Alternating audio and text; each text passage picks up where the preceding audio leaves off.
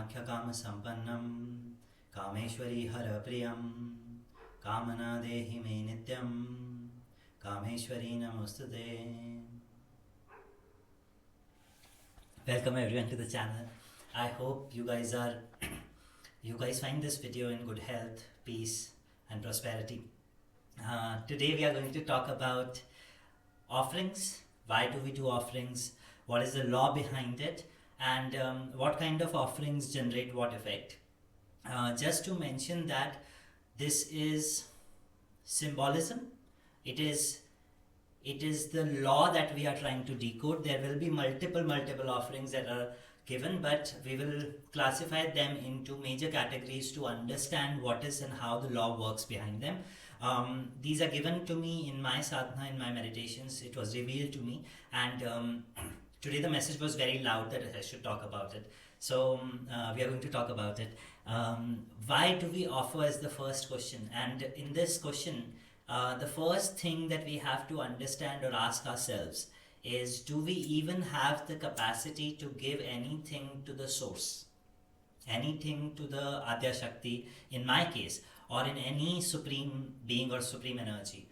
Why I'm asking you this question is, the moment we ask this question, you will observe that the ego takes a side step. It goes in the side stage. The moment you acknowledge that it is the source that is giving me everything, so how can I even offer? Or when you ask this question that how can I even offer, because it is this source that has provided me everything, the gears change from ego to gratitude. Completely. You observe, you ask this question to yourself, and you will notice that your gears from ego will shift into gratitude. And that is the key of offerings. The first thing is to understand that it is not my accumulation, it is something that has been given to me by the source energy to live these experiences. And there's an old saying where we say that khali hath aaye the khali hath jaoge, which means that you came empty handed, you will leave empty handed.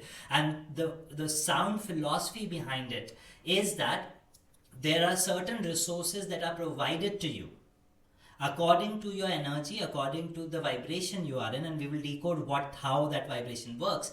But a certain amount of resources are provided to you to live your experiences, and then everything goes back to the source, or you will leave it behind. It ultimately goes back to the source. So once we understand this, the first layer of illusion goes away. Where I say that I am offering, that layer goes away. Because now you know that it is not me offering. I was given by the source temporarily, so I am now here to return something. I am here to surrender a part of it to the source from where it came. The moment we realize this, gratitude converts into surrenderance. Did you see the two gear shift that happens? The first question is, am I even capable to give anything to the source from where I am getting? The first gear will shift from ego to gratitude. The second question or the second layer comes where we say that, okay, I am so grateful that I have received. So a part of what I have received from this divine source, let me surrender back to this divine source again. And that is the whole philosophy of offering. That is the whole concept why offerings were designed as an important part of the rituals. Be it pujas, be it havans, be it meditations, be it sadhanas of any deity. That is why the offerings come into picture, because they are physicalized form. It is a physical act through which we shift these two gears from ego to gratitude, gratitude to surrenderance. Now we will understand that what is the reason, why are we shifting these gears? Why do we want to remove the first layer of ego, the second layer of gratitude, and ultimately reach to surrenderance through the physical act of offering? It is because of the most important law of this universe. The whole universe or the creation that has been done by Shakti has one of the laws, and we will talk about the laws sometime in detail. I have been planning that video, but it's just that inspiration is not coming. But the creation, the whole creation has been done under certain laws. It's not random, it's not organic. And within these laws, one of the law is law of cycles. There are two polarities, good, bad, sunrise, sunset, divine masculine energy, Shiva energy, divine feminine energy, Shakti energy. There's day, there's night, there's inhalation, there is exhalation, and ultimately there's life and there's death. So there are two polarities in which the whole life is fabricated. In this cycle, the movement between these two polarities is where life exists. And that is what law of cycles is. Now, under the adherence of this law of cycles, because this is a primordial law, this is a bigger umbrella, under this comes the second fabric or second element of this law, that is, whatever you give, you shall receive. What it means is, the moment we give something, there is a credit that we have built. Now universe is compelled to give us, because we have finished or we have completed our side of the cycle. Like if we have experienced the light, by default the next 8 hours, next 14 hours, 12 hours would be the night time. The moment we cross the night, the second cycle comes as day. Similarly, the moment we gave, now the universe is compelled to give us back. So offering allows us, because of this law, offering allows us to increase our receptivity. Because when we give, we actually surrender and open our heart. We say that everything is given by you. So please, as my service, as my gratitude, as my love, please take it. Please accept it. And to relate it in a physical context so that you can understand it better, you might have observed that when we take a thali in the temple, when we take certain offerings in a temple or an altar, the moment that vessel becomes empty, suppose you're carrying a basket, a plate or something, the moment that vessel is empty, the assigned person there, the meditation in the healing room or the temples, the assigned priest would pick up something and fill your plate again, even if it is with just one coin, one batasa, something, one sweet. But he will fill the plate, he will not leave the plate empty. Because now the divine energy is also compelled to give you back. To relate it to a societal perspective, you will observe that the moment somebody comes and offer you food, suppose I come to your house, bring a box, a tiffin of food, okay? The moment I have done that, now you experience that emptiness in this void, in this box that I have given, the container that I have given you. So when you have to return me the container, you will never return me empty-handed. You will feel obligated to fill, even if it is just 2 sweets. You are now obligated to fill it and give it back to me. So law of cycle and using it in offering helps us create a movement between or exchange between the divine energy and ourselves, divine source and ourselves. Now this exchange is the key for our growth or involvement, because it is primordial. It is the prime concept that everything is an exchange.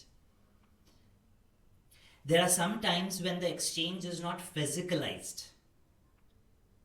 For example, if a patient comes to me and asks me for guidance in their life, in their guidance in their meditative processes, or a healing for a disease, sometimes the exchange that I'm receiving is physicalized in form of more money, good job, a better house. But sometimes it's not physicalized, it is internalized in form of peace, in form of stability, in form of better relationships, which are not tangible, but there is still an exchange. Similarly, if you see, the moment we plant a seed, we know that it is going to bear me fruits, it is going to bear me flowers. It is by default nature that vegetation will come out of it if you nurture it. Also, there's an environment and the process to do it. But if you nurture it well, you know that this is going to bear fruits. There is going to be a result. Because everything is an exchange, whether tangible or intangible. There's an exchange working. Because this is in this exchange, in this cycle between these two polarities, is where the life exists. And that is why, under the law of cycles, to shift our gears from ego to gratitude to surrenderance, we use offerings. Now, because we have understood this, when we are placing something or when we are offering something, when we are surrendering something, it is also important for us to acknowledge that what am I surrendering? And because according to the law of cycles, what you give, you will receive. There's an old saying, boya ped babul ka to aam kahan te faaye. Which means that if you have, in English I don't know babul, but if you have planted a seed of an apple, you will only bear fruits of apple. You will not bear mangoes from an apple seed. Okay, what it means is, it is that law of universe is that specific. So whatever we give, we need to ask ourselves, okay, am I offering something? And if I'm offering that, am I ready to receive that blessing in turn or not? If I'm not ready, then there will be a glitch and it will cause disruptions. So we will look into specific things or specific offerings that have been told to me in my sadhana, that are unfolded in my sadhana, so that the intention is to give you a perspective so that you can develop your sadhanas, you can develop your meditations with a very clear intention that if I'm doing this process, the blessing will come in this form, and am I ready or should I prepare for this blessing? If I'm not ready, I should prepare. So how can I prepare for this? Okay, the details will be posted here. The first and the primemost is a flower. It's if you see puja comes from two words, flower, and ja is arpan karna. So we are offering a flower to the deity, and it is a very common tradition in all religions. So when we offer a flower, we are basically trying to surrender our will, because a flower is a representation of, in lotus it is a representation of spiritual liberation, but flower is a representation of a sense of respect that we have for that energy, or how much we adorn that energy, how much we respect that energy.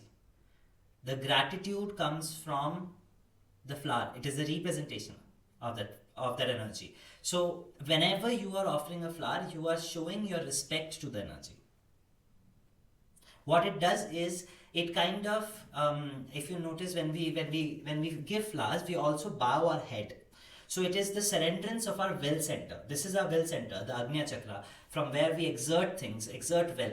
And this is our surrenderance. So the impact of offering flowers is basically on our surrenderance, on our receptivity. It reduces our own resistance, our own will, our own ego.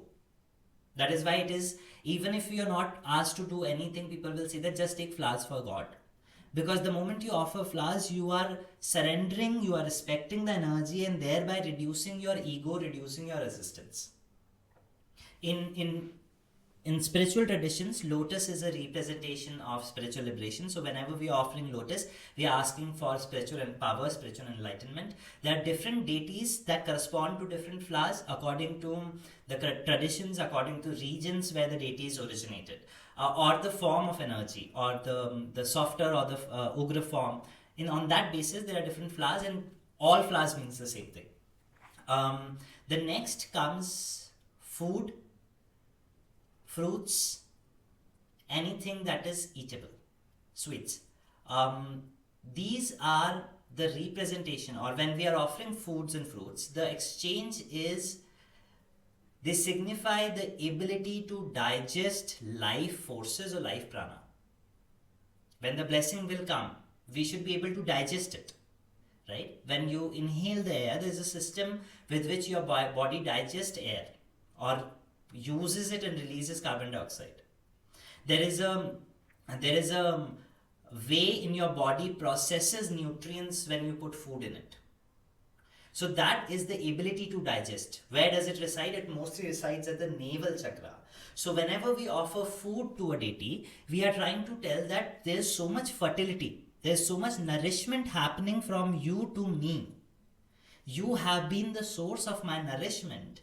Please give me the blessings to digest these powers, to digest this energy, to digest these life prana and forces. And that is the sole reason we offer sweets, fruits, or food. Because this is about whatever blessings should come, it should come in a form that I can digest. It should not come in a form that I cannot comprehend, or it makes me deluded. The next comes is the navel chakra, prana assimilation. Specifically in food, Whenever we are breaking a coconut, it also represents that we are breaking the egoistic self and tendering to our soul, which is the tender side of the coconut. Now, this is the representation that was shown to me, and that is why I personally do it. So that is how we break it, and the fruit is inside. So we nourish ourselves from that food, which is the nourishment from the soul. The next is jewelry or clothing. Now, whenever we are offering jewelry, clothing, we are signifying that there is so much goodness in my life. There are so many blessings already. The ability to perceive that goodness, the ability to perceive these blessings and experience them and cherish them is what this signifies. Why? Because whenever you give jewelry or clothing to a deity, you are basically adorning. You are falling in love with the beauty of this divine magnificence. So when we offer these things, the blessings come in form that we tend to start looking at good things in life.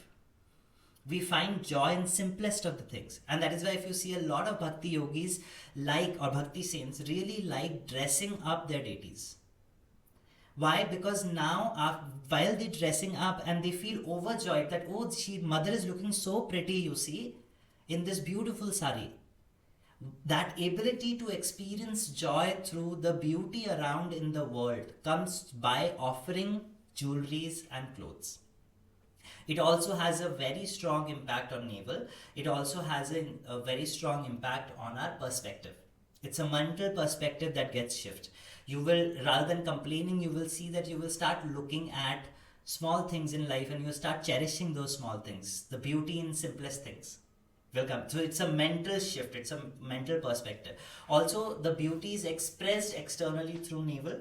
The people with strong navel really look beautiful, look charismatic, and that is why it has a strong impact on our navel. The next is chhatra. It's an umbrella which is used in Indian traditions, and a dome is very prime architectural feature that has been used in all temples, gurudwaras, or churches. There's a conical or a dome structure which represents the grace over our head. So whenever we go with a chhatra to a deity, and it can be given to all deities, so whenever we go with a chhatra to a deity, we are signifying that I want your hand above my head. I want your grace above my head. Allow me to feel safe. Allow me to feel secure under your divine grace is the significance of giving a chhatra. Now what it activates is, it activates our crown chakra. Because this is the entry point of divine energy. So when this gets activated, the grace starts flowing. That is why a lot of saints wear a cap or they have a ponytail behind it to activate this part, so that once it is activated, the divine energy will flow. So whenever we offer a chhatra to a deity, we are asking for their grace. The next comes is the feet. Feet is very interesting. I think so. My journey started with feet. The first thing that came in my life was the feet of the goddess. So feet is when you seek presence, when you seek guidance for the path ahead. Whenever you offer the feet to the deity, it can also be offered to all the deities. You are kind of asking them to navigate the journey for you. They will walk ahead of you and show you signs and symbols to walk behind. The impressions of the legs or the feet will be observed in your journey. The signs and symbols will come and they become the impressions that will lead you to them. You will find right mentors, you will find the right time to visit a certain temple, you will find that a right gift is given to you to use in your sadhana. All these signs are basically a trail left behind by the divine energy, which is represented by the divine feet. I would always recommend that you keep a small pair of feet that you worship in your house, whatever form of god or goddess you are working with, because that is a very strong significance of their presence. And asking them and acknowledging, while you work with the feet, always acknowledge that I don't know what is best for me. I don't know what is the right next step for me. Please guide me And I trust that when you will bring something, I will know what is right, and I will go with my intuition and do with complete joy, complete heart, complete will. Because I trust the divine timing, I trust your divine guidance. So, feet activate our basic chakra. Feet also activate the soles of our feet. The soles of our feet gets activated. Offering in general will always activate our hand because it's an action that we are doing. So it will always activate the center of our palms. But in terms of when we are giving feet, it activates not only the hands but also the feet, the soles of the feet, which is why feet, when we offer feet, we kind of feel grounded. If you offer with the right intention at a very siddh pitha, you will observe that after that you will feel very grounded and anchored, as if you feel that there is earth below you, there is stability before you, and you will never be distracted. That sense comes automatically. That is the representation of feet. The next is sindoor. With sindoor, there is also lemon. I'm mixing these two, but sindoor and lemon are two elements which are representation of sacrificial life force, where you use a physical living element. In this case, there's a lemon. You sacrifice it, you cut it half. Pumpkin is also used, white pumpkin. You sacrifice it, and then you apply sindoor on it, representing the bloods that we have. So, representing the flow of prana through the blood, and the body of the prana, or the body that we encompassate, is represented by either a white pumpkin or a lemon. So the body and the flow of the prana is sacrificed to the deity. It is the ability to receive and expel the life forces, receiving good forces, expelling old worn out forces. This is represented by lemon. In some forms of practices, animal sacrifice is also used, but animal sacrifice, I will talk about it later. It has a detailed discussion on it. But this is symbolic sacrifice that we make, and this symbolic sacrifice, I will give you a tip how I do it. Whenever I am cutting a lemon, I have a very specific intention. Suppose, let's say I am cutting one lemon. I will say that, Mother, please accept this sacrifice as the representation of me surrendering my ego, and I will cut and I will place at the feet. If I'm cutting 3 lemons, I would say, let my body be surrendered and sacrificed to the Divine Mother, 1. Let my mind be sacrificed and surrendered to the Divine Mother, 2. And let my soul be sacrificed and surrendered to Divine Mother, 3. If I'm doing 3 elements. Let's say one day I'm really bothered with the issue that happened. I had a massive fight and I'm bothered with it, and the thoughts are uncontrollable. So today in my sadhana, when I'm sacrificing a lemon, I would say that I surrender all my negative thoughts of anger to the Divine Mother, and I will place it and I will light a kapoor over it to burn. So it is, I'm intending that right now this holds power over me, so let me I cannot control it, so let me sacrifice and surrender it to the Divine Mother. She will give me the strength. And the moment that intention is done, I will cut a lemon, I will put a sindoor, I will put a kapoor, and use the divine flame, which is Divine Mother energy itself, to burn it. This is one of the sacrifices that I do whenever things go out of control or overwhelmed in my life. The next is Trishul. Now, Trishul is one of the offering that is only dedicated to Shiva and Shakti. And the reason is, Trishul is a representation, or Trishul signifies Kundalini energy. So whenever a meditative experience or a sadhak is, or a disciple is kind of want to increase the Kundalini energy, propel the Kundalini energy faster, for a faster progress, they seek blessings, and as a representation of that blessings, they give Trishul.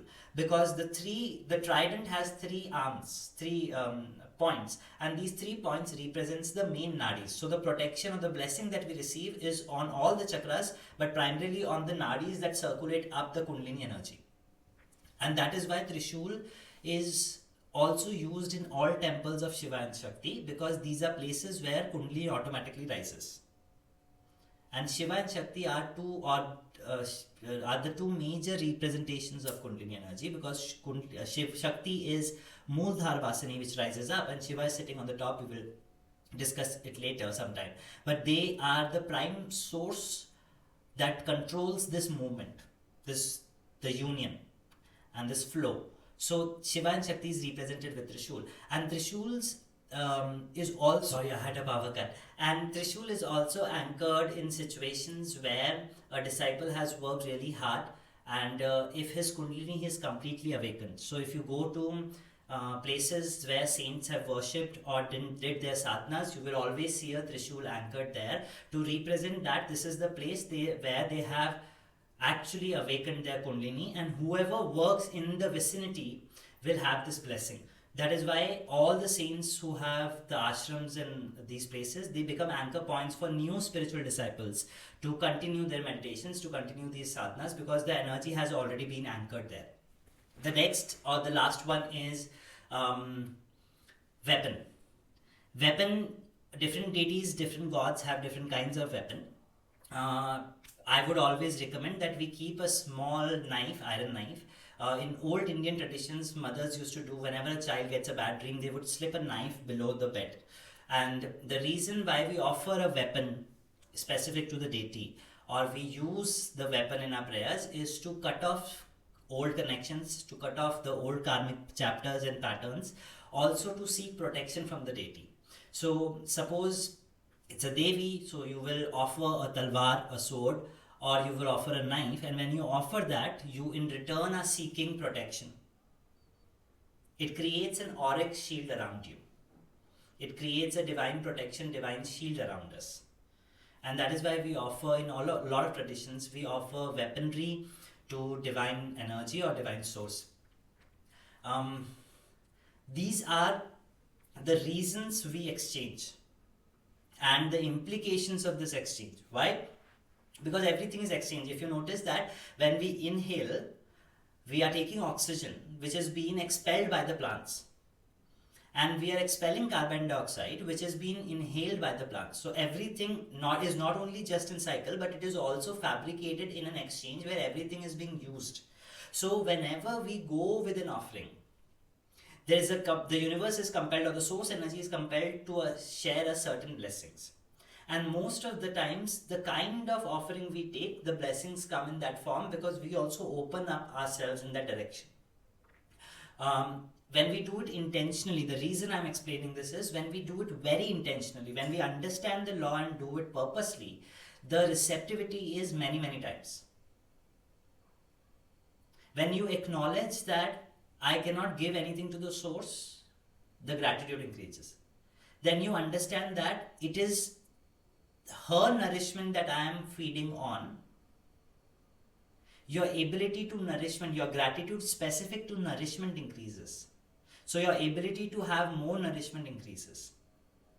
When you understand that it is her money, her resources that are being provided to me, your capacity to receive blessings increases, specifically with respect to money. Because now you have also created a cycle of exchange with respect to money, with respect to life force, with respect to nourishment, with respect to protection.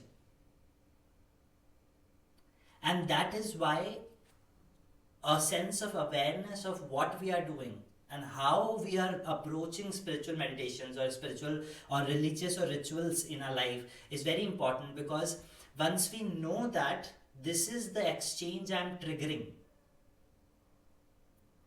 we can consciously put efforts in working towards that. Our mind shift gears, our body starts understanding that, okay, I have to change certain things to accept it. For example, if I ask for protection in Kundalini energy, which is represented by Trishul, I need to understand, automatically an understanding will come that, oh, I have asked for it. So let me at least meditate, because if I am not meditating, my Kundalini energy will not rise now. So I have to also meditate. So automatically that offering triggers a chain reaction in my mind, asking me to meditate more often. Then it also triggers another point. For example, I used to meditate anywhere. Then I placed the God. Then I place the deity. I place the Trishul there. The moment I anchored the Trishul in my healing room, now I cannot meditate anywhere.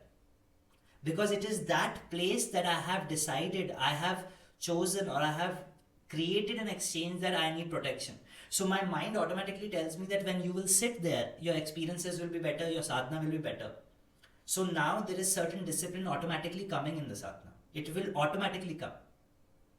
So the awareness leads to understanding, and then more receptivity, more gratitude, and more surrenderance. That is why we are discussing this topic. I hope this really helps.